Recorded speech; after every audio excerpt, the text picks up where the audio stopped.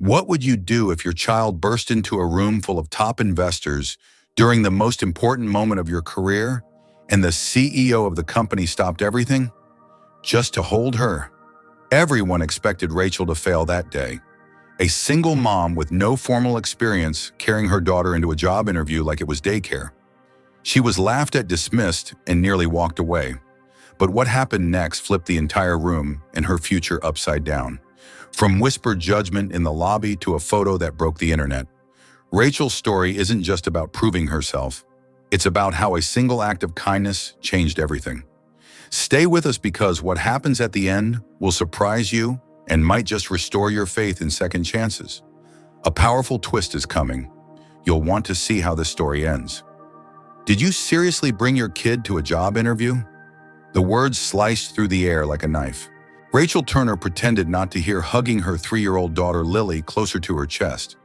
Her cheeks flushed with embarrassment, but she kept her eyes low, focusing on the scuffed tile floor of the reception area at Brighton Technologies.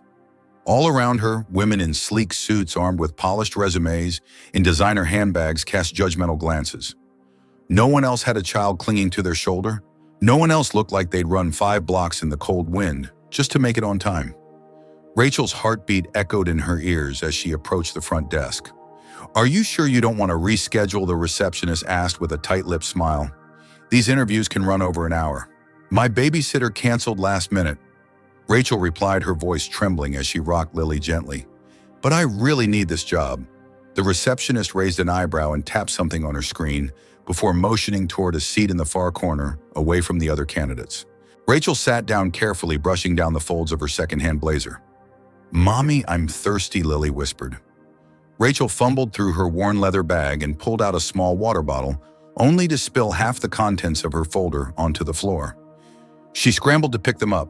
Somewhere behind her, someone giggled. Laughter. Whispers. She could feel every eye in the room focused on her, burning with unspoken judgment. For a moment, Rachel considered getting up and leaving. Maybe this was all a mistake. Then the receptionist's voice rang out. "Candidate 8, Rachel Turner." Rachel took a breath, straightened her shoulders, and walked to the interview room, Lily in her arms clinging like a koala. She expected to meet a junior recruiter or an HR associate. Instead, she stepped into a sleek glass office and came face to face with a man in a navy suit reviewing her resume. "Mr. James Whitmore, this is Rachel Turner," said the assistant. Rachel froze. James Whitmore, the CEO of Brighton Technologies. This wasn't in the job posting. "Thank you, Jenna. That'll be all," James said without looking up. As the door closed behind her, James finally raised his eyes first to Lily, then to Rachel.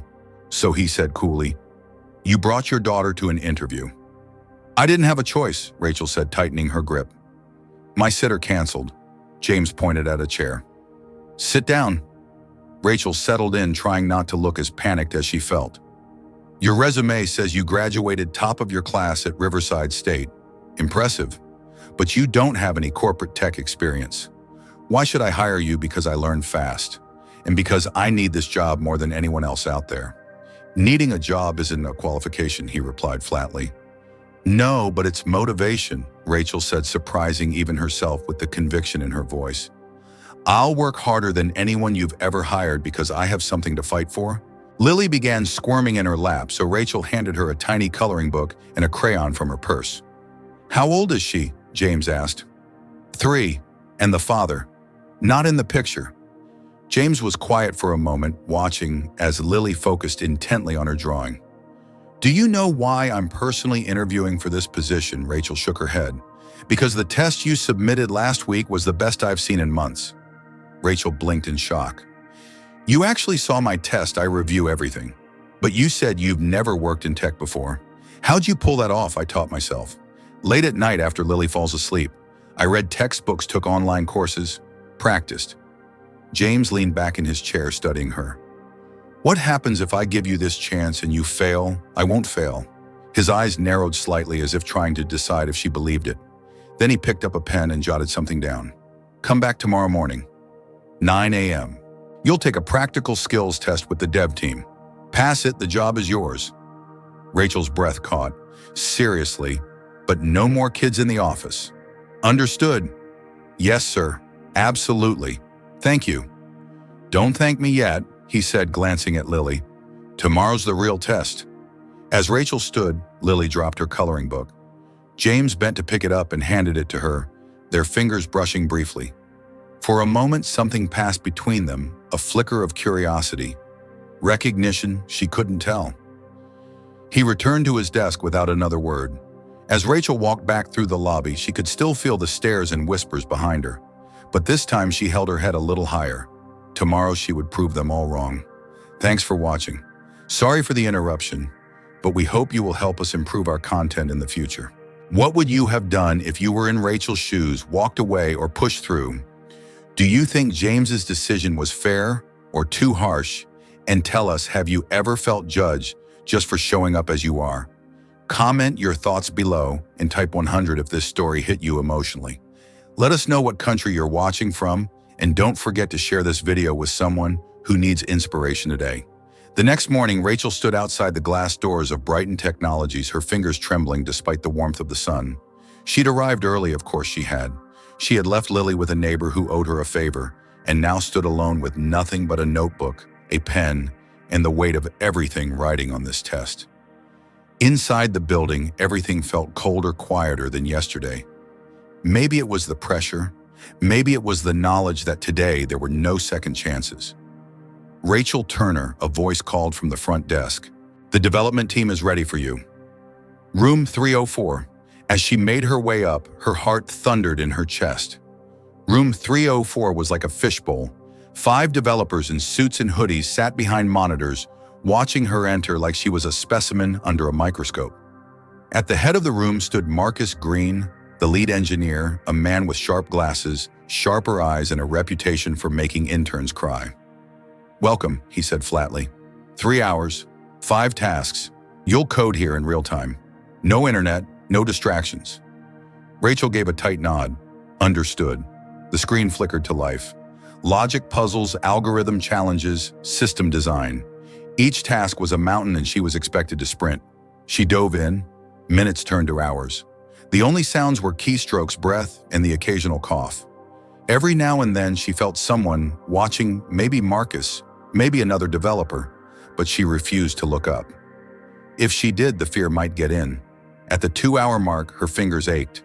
At 2 hours and 58 minutes, Marcus stood and called time. Rachel leaned back, sweat on her spine, but her code was clean, fast, thought out. "Wait outside," Marcus said without looking at her. "We'll discuss." She stepped into the hallway and leaned against the wall chest, heaving. Her phone buzzed. It was a photo, Lily sitting on the floor with her favorite stuffed bunny drawing with crayons. A tiny smile tugged at Rachel's lips. Then the door opened. "Rachel Turner," Marcus said, stepping out. She braced herself. "You're in," he said flatly. "What you passed? Barely.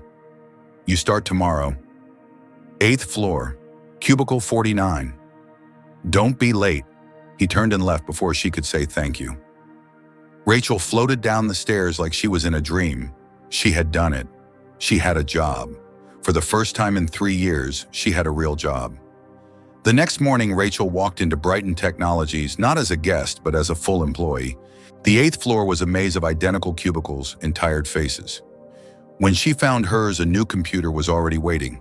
But there was no welcome, no smiles, just silence and the quiet hum of monitors.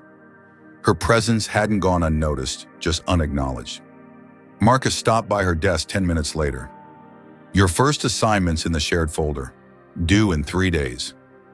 Rachel opened the files. Her stomach dropped. This was a senior-level project, huge, complex, the kind of thing a new hire was never assigned solo. Was this a test or sabotage? Either way, she had no choice. That day, she didn't break for lunch. When her co-workers disappeared for food, she stayed behind, fingers flying over the keyboard. At 1:30 p.m., a sandwich and coffee appeared on her desk. She looked up. A woman with bright eyes and dark curls leaned over the partition. "Courtesy of Jenna," she whispered with a wink. "Welcome to the Wolves' Den." "I'm Maya.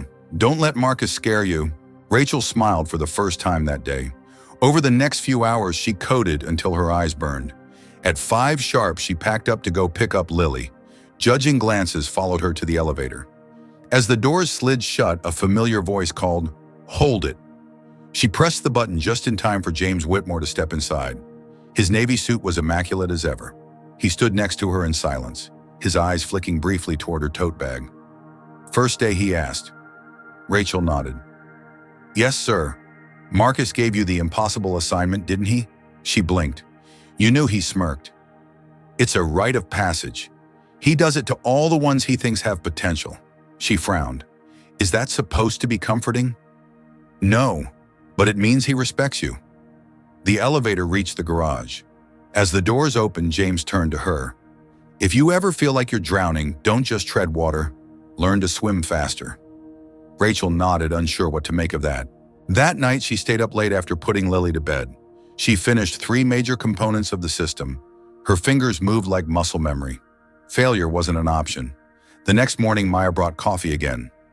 "Rumor has it," she said, "Whitmore himself asked to see your progress report." Rachel paused mid-sip. Why would he care? He never asks about junior devs. Ever. Unless what? Maya grinned. Unless he sees something. By the 3rd day, Rachel completed the project ahead of schedule. Marcus offered no praise, but the next morning, her name appeared on a team roster for Project Helix Brighton's most critical initiative.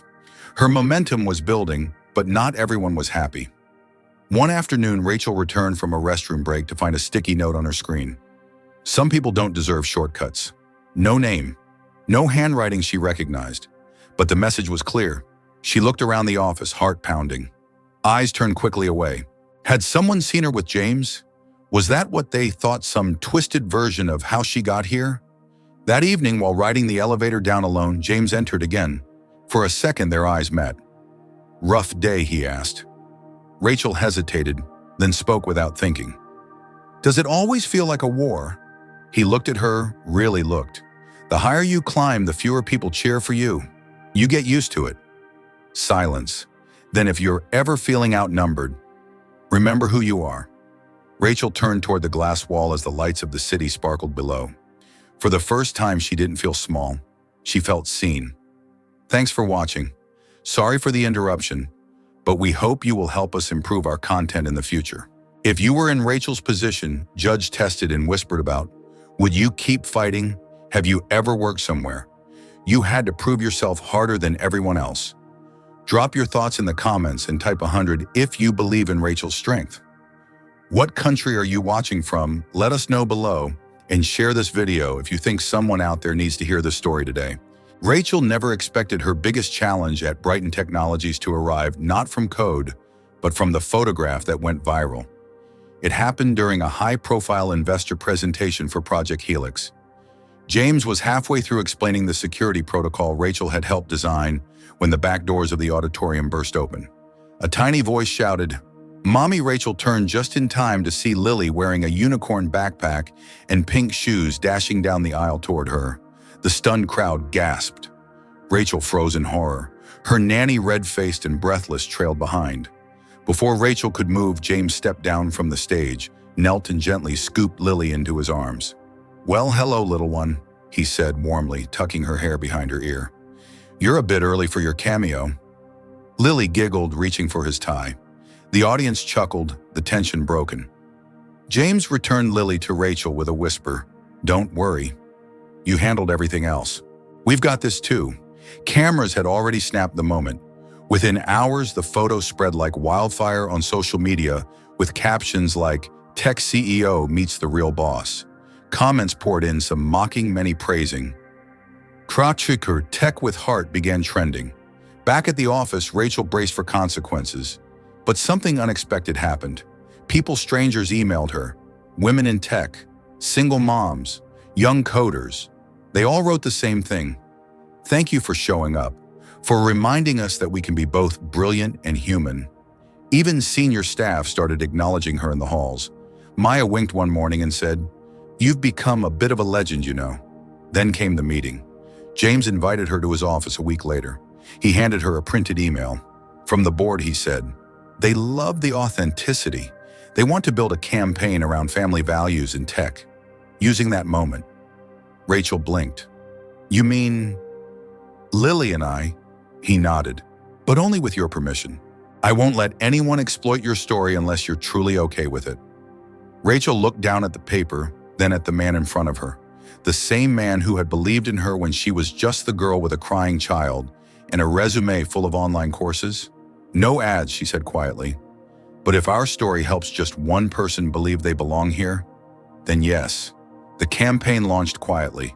A single video, a simple caption, Brighten Technologies, where resilience meets reality. And it exploded. Rachel began receiving speaking invitations, mentorship offers, even a scholarship to pursue her master's in AI, all expenses covered. But it wasn't the fame that mattered. It was when Lily looked up at her one night and said, "Mommy, I want to be a coder like you." That was the moment Rachel knew she'd won. Not just a job, not just survival. She had built a life. James, too, had changed. He became less the intimidating CEO and more the man who showed up with donuts on Fridays, who volunteered to babysit Lily when Rachel had a night class, who insisted she keep her name on the Helix patent when the lawyers tried to override it. They started spending more time together, first out of convenience, then out of something deeper. Shared dinners, movie nights, weekend hikes. Laughter that felt unforced. One evening, under a sky full of stars at a company retreat, James took Rachel's hand and said, "You walked into that interview and changed everything, including me." Rachel smiled. "Funny. I thought you saved me." He shook his head. "You saved yourself. I just noticed." 6 months later, Rachel moved into a new apartment closer to work. Lily had her own room decorated with fairy lights and coding posters. And in the living room stood a photo, James holding Lily with that same silly tie and that proud, quiet look on his face. It was no fairy tale. It was real life. But it was better that way, because everything they had, they earned. One evening, as Rachel tucked Lily into bed, her daughter asked, "Mommy, are we happy?" Rachel kissed her forehead. "Yes, baby, we're very, very happy. Thanks for watching. Sorry for the interruption, but we hope you will help us improve our content in the future." What part of Rachel's journey touched you the most? Was it her resilience, her bond with Lily, or the unexpected support from James? Do you believe we can build both a career and a loving family life without giving up who we are? If this story moved you, comment 100 below and tell us what country are you watching from. We'd love to hear where our community is growing. Don't forget to like and share this video if you think someone out there needs a reminder that no matter how hard it gets, it's never too late to rebuild.